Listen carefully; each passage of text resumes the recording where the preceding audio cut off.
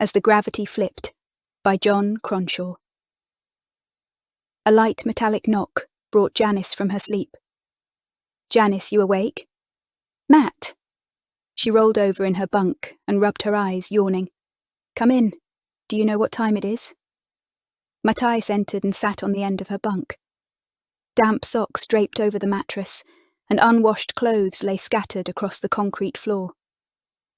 "I've brought you some food," he said, pulling a half loaf of black bread from his coveralls, unwrapping it from a piece of cloth. She sat up with stiff joints, air ducts wheezing above. She grabbed the bread from his outstretched hand and took a large bite. "Where did you get this?" She looked into his dark eyes, smiling. "I stole it from the higher-ups' mess. They're hoarding now." "Thank you." The dry bread stuck against the roof of her mouth, but she savoured each mouthful, letting the bread soften on her tongue before swallowing. "Sorry, would you like some?" "No thanks. Why do you think it's only half a loaf?" "You're amazing. If there's any way I can repay you?" "There is." "Oh." Janis fell silent and stopped chewing. "What is it?" "A few of us." Matthias hesitated, brushing his hand over his scalp as he faced Janis. "You want what's best for everyone, don't you?" "Everyone? Who's everyone?" She wiped breadcrumbs from her rough woolen blanket. "All of us workers. We're starving while the higher-ups are sitting on supplies. We're still getting bills for power and water. What are you going to pay them with? It's only a matter of time before things start getting violent. You don't want that, do you?" She shook her head. "I see." "A few of us have got a plan, but we need people we can trust to help us. I know I can trust you, Janis. You're a good person." "Is this few of us Arfo? Has he spoken to you?" "No, but the way the pair of you have been going around lately, I could tell you were up to something." "You can get to the cleaning stores. No one would suspect you if you did," he said, taking Janis's hand. She knitted her brow, pursing her lips as she considered his words. "I could get to the cleaning stores when I was working, but how am I supposed to get across to the other platform without raising suspicions? Haven't the higher-ups stopped the capsules?" "Arfo said he can fit you with a vacuum suit. He said you'd just need to go up the capsule tunnel to the other side." "Right." The side of her mouth twitched. "There won't be anyone on that side except for a few of the higher-ups. We just need you to mix some cleaning chemicals." She pulled her hand back and scratched her head. "But we're not meant to mix them. It's a rule." She shook her head. "Is there no one else who—" "There's no one, Janis. I know you can do this." "Right." She looked down at her chipped fingernails and gave a quivering sigh. Matthias cupped her hands with his. "I believe in you, Janis Parvo." "Okay." She gave him a nervous look. "And what should I say if I get stopped?" "We'll do it when the higher-ups are asleep. And if you are stopped, just tell them there's an issue over on our side with the toilets. They're not going to show their faces on this side any time soon." "When were you thinking?" "There are a few things we need to prepare, but if you want to help us, it will mean so much to me. Being willing to make this sacrifice is amazing." He cast his eyes to the door. "I like you, Janis." Janis smiled, then nodded. "If this is what we need to do to help everyone, I'll do it." "That's great, Janis. That's really great. I'll let Arfo know you're in. And remember, don't say a word to anyone about this." She nodded. "I won't. I wouldn't." Janis stood with her arms outstretched and hair tied back as Matthias made the final adjustments to her vacuum suit. She winced as the suit squeezed around her thighs and forearms. Air ducts hissed as the station creaked with low, syncopated ticks. Steel beams and blue light tubes curved 10 meters up to the tunnel entrance above. Without the workers boarding and alighting transport capsules, it was far too quiet. She leaned over the platform edge, expecting to see the top of a line of spherical capsules, but the hole was empty and black. I'm scared, she said, stepping away from the concrete edge. You'll be great, said Matthijs. The suit's just adjusting to you. And if it's any consolation, you do look ridiculous. She laughed and struck him on the arm with a playful punch. She leaned forward and kissed him on the lips. Well, look at you two. She released him from her embrace and flushed. Arvo strode across the boarding platform towards them. He stood tall and thin, with sharp features and a thick black ponytail. Matthijs fumbled to fit Janis's oxygen backup. Good luck, he whispered. Make sure your communicator's off, Arvo said. We don't want the higher-ups to listen in on any of this. Are you happy with the plan? Do you remember what to do? She nodded, as a small bead of sweat collected on her forehead and dripped to the floor. Just keep going straight up the capsule tunnel and you'll be fine, Arvo said. Try to accelerate to the point in the center when you feel the gravity dip. When it flips, you want to start decelerating. If you keep at a constant acceleration, the gravity's going to give you a big speed boost, and you might lose control, so please be careful. He glanced up at the tunnel, and then leaned over the platform edge. She gave an unsure nod. Just remember, when you get to the middle, what you thought was up will become down. Just try not to get disorientated. Arvo brushed back his hair and examined Janis's suit.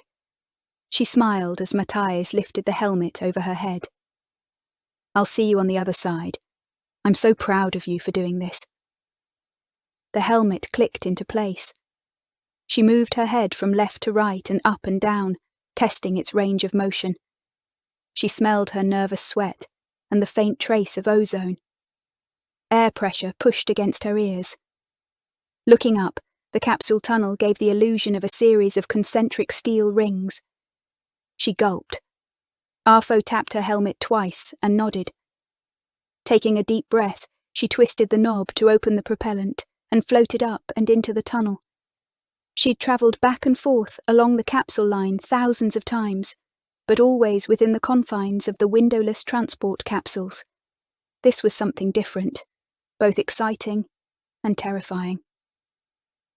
The gravity reduced the closer she came to the central point between the two platforms. Then she stopped. Turning to her left, she gazed out of the window and realised it was the first time she had ever seen outside. The blackness of space, the dull orange surface of Titan, the vast swaths all white and orange and red across Saturn's surface, its icy rings shimmering ghost-like against the distant white sun. The sounds of her body filled her ears, her breath, her heartbeat, the grinding of her teeth. After drifting past the viewing window, her speed increased. The gravity flipped, the suit jerked, and she went into a spin. Closing her eyes, she tried to reorientate her body to the new direction of gravity's pull. She took a deep breath, reduced her acceleration, and drifted down towards the work side of the station. The gravity increased until it reached the station's normal level. She made a final twist on the suit's knob, stopping the propellant, and squeezed past the stationary capsules. She switched on the suit's internal communicator. With trepidation, she tapped on the side of a capsule, its hollow metallic sound ringing out around her. She couldn't switch on the suit's external communicator, but she could hear her surroundings. The platform mirrored the one she had left behind. The platform creaked and strained against the ubiquitous rumble of idling machinery, the low whine of air ducts, and the echo of her own footsteps against concrete and steel. Her workplace was unfamiliar at this time of night. Gone were the crowds of workers and drones racing back and forth. Gone were the bright daylight lamps lining the corridors. And gone was that sense of community, of belonging. All was quiet. All was still. The silence terrified her. She crept along the main corridor lit by strips of dim blue light. She passed by the drone control rooms and the administration offices, the medical bay, and security room with its reinforced doors framed by thick rivets. She passed the stairwell down to the farms, the air processing and water treatment levels. She passed the elevator up to the reactors and the higher-ups' accommodation. The door to the main delivery dock loomed ahead. She stopped.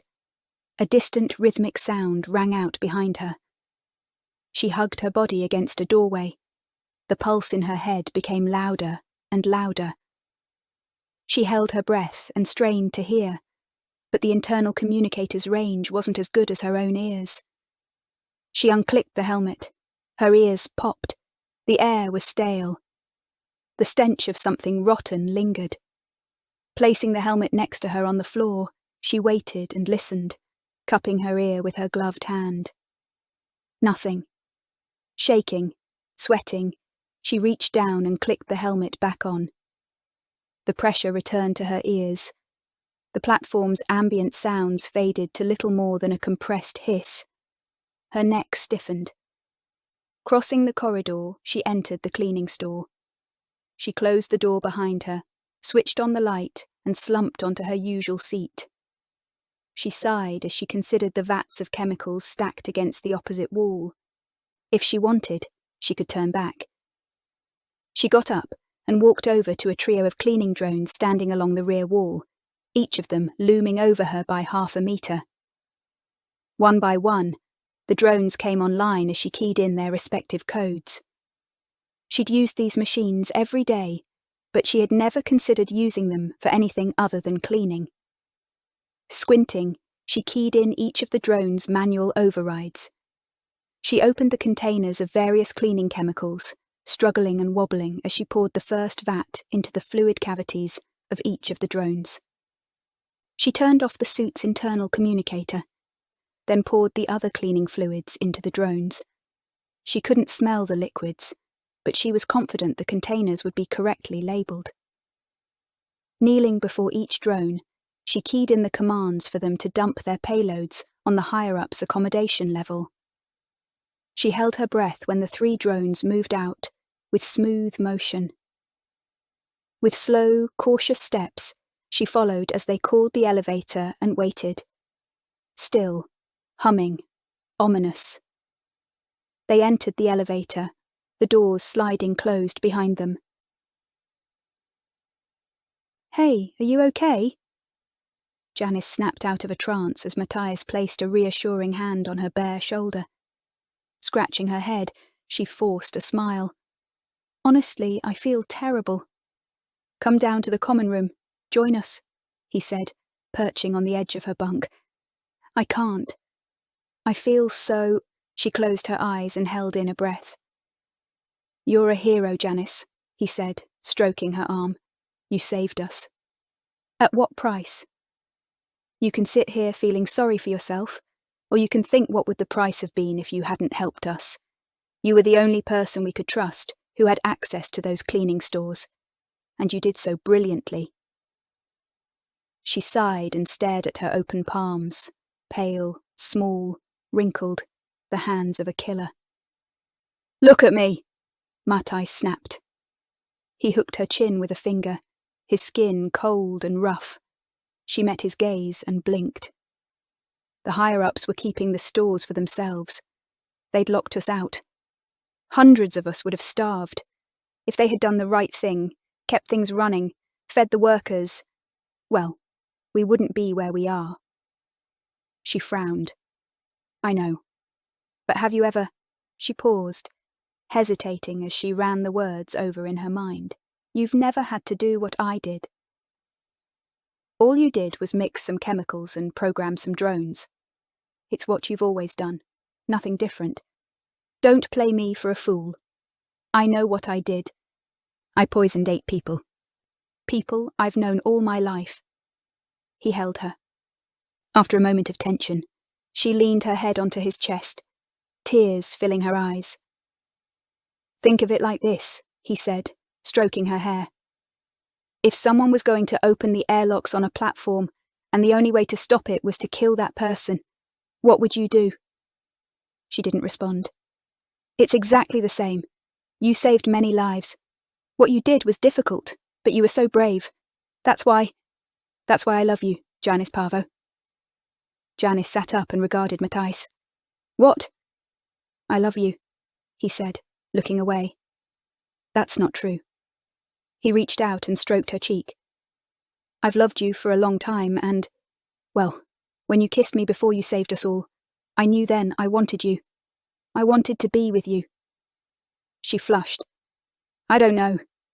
She shook her head. Please say you feel the same. I do, she whispered, smiling. I really do. Then be with me, Janis. I'll help you. I'll be there for you. We can get through this, together. She leaned over and kissed him on the lips. They held each other. Pulling away, she smiled, then gestured for him to join her in bed. Do you want me? She asked, slipping off her underclothes. Yes, I want you, said Matthijs, his breath growing heavier as he threw off his coveralls. Janis hummed to herself, smiling as she held Matthijs's hand. Arvo rose from his seat to address the mess hall. She sat at the head of the table, previously reserved for the higher-ups, with Matthijs sitting to her right and Arvo to her left. Steaming potatoes, fresh breads, roasted chicken and apples piled high along the steel table. Workers clamoured to fill their bowls as the hall buzzed with conversation. The smells of cooked meats, baked bread, and boiled vegetables hung in the air. The room loomed around her as daylight lamps glared down from high above, all clean lines and off-white walls. Arvo banged his bowl against the table 3 times until the workers fell silent. For this meal, we have one person to thank. He raised his bowl high above his head, grinning as the other workers echoed the gesture. Let the name Janis Parvo ring through the generations as the person who freed us from our bondage, the woman who saved us all from starvation, the woman who saved us all from certain death. Janis squirmed as the 300 or so men and women stared at her and banged their bowls in appreciation. Without Janis's selfless bravery, we would still be living in uncertainty. We would all be wondering when our next pay would arrive, wondering how we could pay our bills, wondering how we could feed ourselves and our families. She is an example to us all. The risk she took was great, but the reward was greater. Janis scratched behind her left ear, then leaned forward to pick a slice of chicken breast from a tray being passed along the table. And this is true of all of us, Arvo continued. A few of us are working to get the reactors back online and get back to work. But this won't be work for the higher-ups, clawing for a measly wage which barely covers our bills. This will be work for all of us. Matthijs squeezed Janis's hand. I am not your leader, and you are not lowly workers. We are all equal, all for one, working for the good of us all. No longer will you have to pay for power, for heat, for water, for food. We will work for the good of us all. He brushed his hair back and scanned along each of the 5 parallel tables. Things will be difficult to begin with. Things are always difficult in times of change and transition. But your lives will improve. We will build our own trade networks, reap the profits of our own exports, and take control of our lives. The room filled with cheers and the loud rhythm of bowls banging against tables, metallic, sharp, deafening. There were stamps and whoops. Janis focused on the grip of Matthijs's hand. This evening is more than just a celebration of our bright new future. We're also here to celebrate the coming together of Janis Parvo and Matthias Refilio. The couple will make their union official once things settle down, but I think you'll all join me in wishing them the greatest of luck.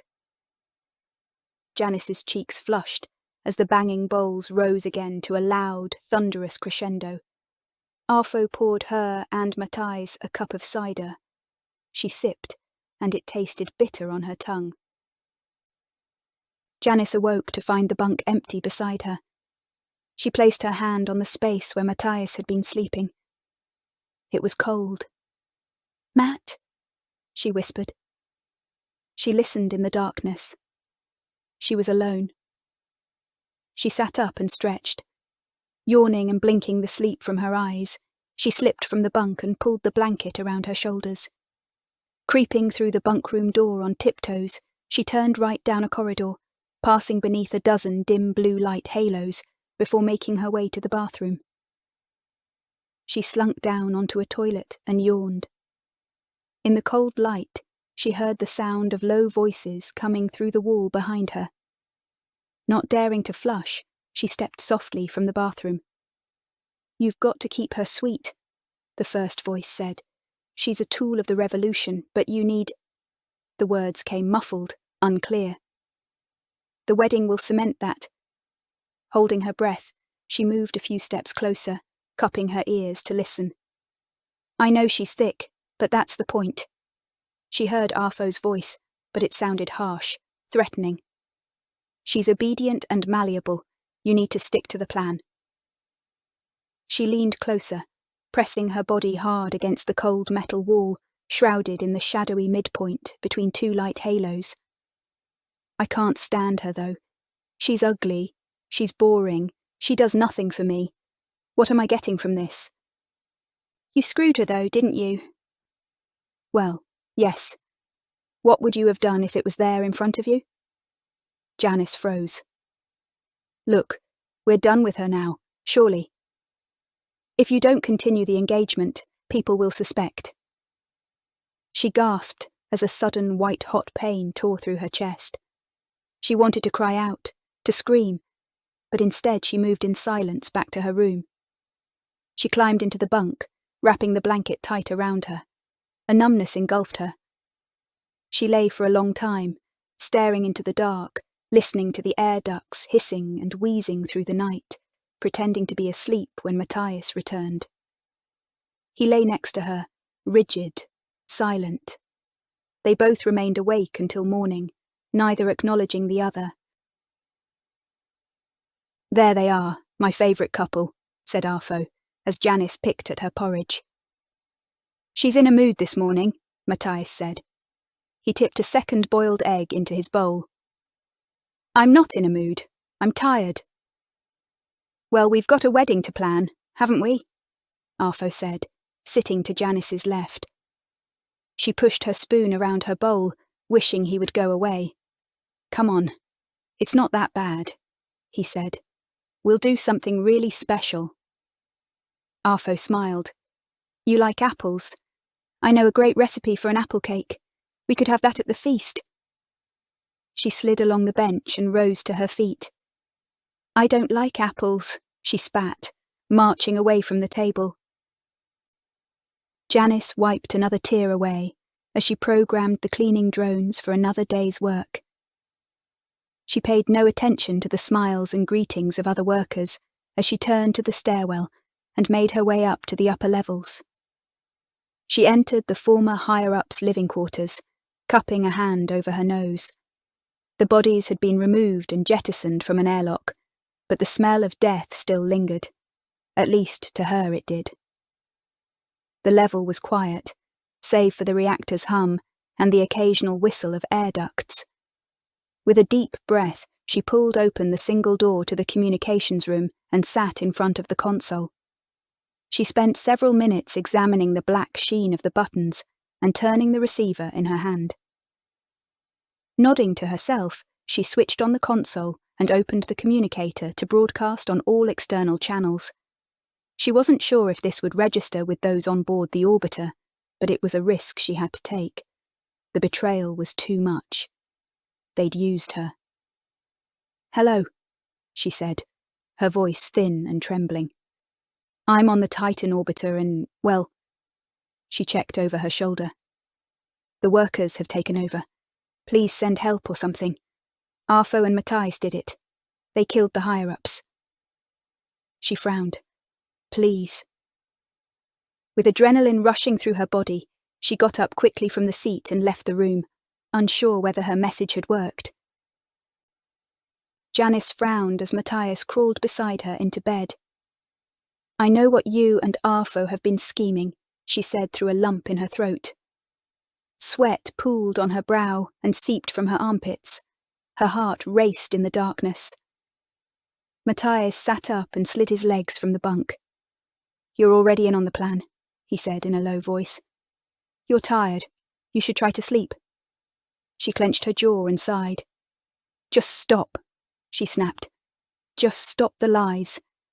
I heard you talking last night. Matthias stiffened. I heard you, she repeated. What was it you said? That I was thick, that I was boring. You weren't saying that when you were inside me. How could you be so... She swung a fist against the wall. Matthias stood. She waited for him to speak. Are you going to say anything? It's not what you think, he said after a long silence. Then explain it to me. I can't. You thought you were so clever. You and Arfo. What was your plan? Trick the stupid cleaner lady in doing your dirty work? Not. Stop lying. I knew exactly what I was doing with those drones. You weren't tricking me at all. Her pulse thundered in her ears. Well? Well, what? He huffed. I don't know, all right? She saw him as a faint outline against the dark as he paced back and forth, rubbing his hands on his scalp in a jerking motion. Wrapped in her blanket, Janis sat up and switched on the light. She caught Matthias's eye with a sharp glare and smirked to herself when his gaze shot to the floor. You're pathetic. I want you to take your stuff out of my bunk and get out of here. Fair enough.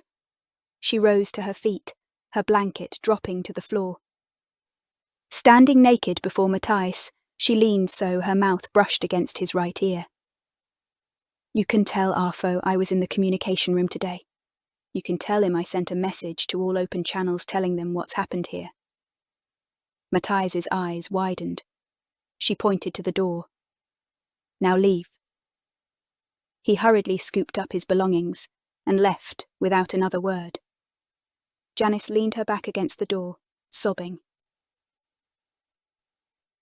Janis closed the cleaning store behind her when the alarm sounded. Workers ran past her in all directions. Flinching at the siren's shrillness, she grabbed a man's shoulder before he could pass. He squirmed as he stopped himself from tumbling. What? He snapped, his dark eyes wild. What's with the alarm? Some ships have docked. Janis stood motionless as the man turned and fled. The thin trace of a smile made its way across her face as she pictured the reactions of Arfo and Matthias. Covering her ears, she backed her way through the door into the cleaning store. She closed the door behind her and noticed the vacuum suit hanging from a peg along the far wall. She took off her coveralls and examined the suit.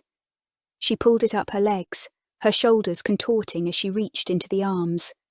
The suit's material clung to her like a second skin. She checked and fastened the oxygen tanks. The noise from the alarm dropped as she clicked the helmet into place. She breathed a satisfied sigh. Stepping into the main corridor, scores of panicked workers ran past her in dreamlike silence. Reaching the departure platform, the capsule stood, unmoving. Groups of men and women paced around in confused agitation. Taking a deep breath, she stepped out over the platform edge, turning the knob to release the suit's propellant. She rose past the capsules and the workers and up towards the darkness. Her body jolted upwards as she ascended the tunnel. She drifted through weightlessness, adjusting the propellant as the gravity flipped. She did not stop to look out of the window. The daylight lamps came into view as she drew closer to the side of the station. Coming to a stop, she found the capsule platform empty. She removed her helmet and breathed. Placing the helmet on the platform, the alarm stopped, leaving behind an unnerving absence, a strange stillness. She stepped through a large door into a corridor and crept past the kitchens. Most of the workers were on the other side of the orbiter during daylight hours, but this was too quiet. Approaching the workers' mess hall, she heard shouts coming from inside. She pressed herself against the wall at the sound of a loud bang, followed by a chorus of screams. Holding her breath, she moved to one of the mess hall doors and peeped through a thin crack. Her eyes widened as 24 men dressed in black uniforms stood over some of the workers. 3 bodies lay on the floor, blood pooling around them. She almost called out as one of the uniformed officers lifted up a sidearm and shot a woman in the head. Scores of familiar faces lined along the mess hall wall with their hands on their heads. She gasped at the sight of Matthijs. She moved away from the door and caught her breath at the snap of another shot. Stepping into the kitchen, she walked past half-prepared meals and shouldered her way into a storage cupboard. Though not as well stocked as her own, she found barrels containing various cleaning fluids. She rolled them over to the kitchen hatch, straining as she lifted them onto the worktop. Ducking, she pressed the button to raise the serving hatch and tipped the containers into the mess hall. She scrambled back to the storage room. More shouts and cries came from behind her. She tipped all the containers out that she could before her lungs burned and vision blurred. Thick white mist gathered all around her as the chemicals hissed and fizzled. She lay on the floor as the coughs and chokes from the other workers faded. "Forgive me," she whispered. The end. Thanks for listening. Subscribe now so you don't miss out on future stories.